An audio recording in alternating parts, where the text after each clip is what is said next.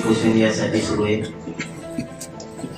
आज आमच्या पुन्हा नव्यानं ज्या जुन्या आहेत त्याच नव्यानं मागण्यासारखा प्रयत्न, मराठ्यांना सरसकट कुणबी प्रमाणपत्र द्यायचे हा कायदा किंवा हा अध्यादेश हा GR काढून या राज्यातल्या सरसकट मराठ्यांना कुणबी प्रमाणपत्राचं वाटप करण्यात तात्काळ यावं। मराठा समाजाला योजनांचा लाभ देताना, मराठा समाजाचा उत्कर्ष प्रगती करत असताना इतर कुठल्याही समाजावर हे उपोषण यासाठी सुरू आहे।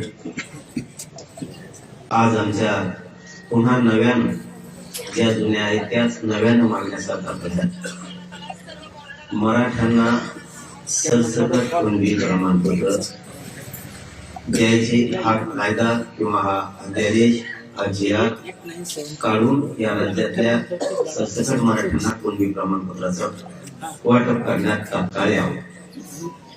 आमची दुसरी मागणी सगळ्या सोयऱ्यांची अंमलबजावणी लगेचच्या लगेच तातडीनं करायची। आता 1 वर्ष होते, त्यापेक्षा आमच्याकडे आता संयम नाही। सगळे सोयरे म्हणजे तेही मीडियाच्या माध्यमातून सांगतो, ज्या मराठ्यांची कुणबी नोंद निघाली त्या नोंदीच्या आधारावर पिढ्यांना फार परंपरेनुसार लग्नाच्या गणगोतातल्या सोयरिकीत होत्या त्या राज्यांतर्गत येणाऱ्या सर्व सगळ्या सोयऱ्यांना कुणबी प्रमाणपत्र द्यायचे। कारण ज्याची कुणबी नोंद निघाली त्याचा व्यवसाय आणि त्याच्या सोयऱ्यांचा, सगळ्या सोयऱ्यांचा व्यवसाय एकच आहे म्हणून, आणि ज्याची कुणबी नोंद निघाली त्याच्या सगळ्या सोयऱ्यांना कुणबी प्रमाणपत्र नोंद नाही निघाली तरी या कारणासाठी द्यायचे की ज्याची कुणबी नोंद निघाली त्याची पोटजात उपजात म्हणून आणि व्यावसायिक म्हणून त्यांना कुणबी प्रमाणपत्र सरसकट द्यायचे।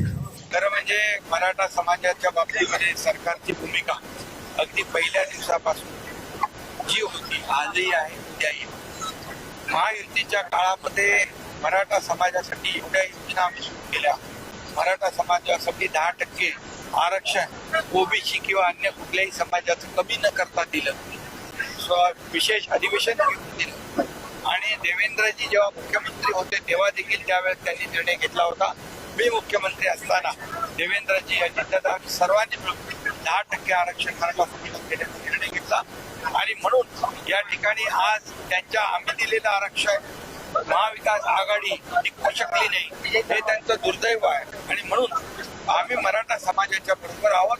कायम त्यांच्या ज्या योजना आहेत त्या योजना कायम सुरू राहतील आणि जे 10% आरक्षण त्यांना मिळालंय त्या देखील आरक्षणावर रद्द करावं म्हणून महाविकास आघाडीतलेच काही लोक कोर्टात गेले, हे दुर्दैव आहे। आणि म्हणून दिलेलं आरक्षण टिकलं पाहिजे आणि ओबीसी समाजाच्या किंबहुना इतर समाजाचं कुणाचंही आम्ही पहिल्यापासून आमची भूमिका ठाम आहे। मराठा समाजाला आरक्षण देताना, मराठा समाजाला योजनांचा लाभ। Subscribe now and press the bell icon. Never miss an update.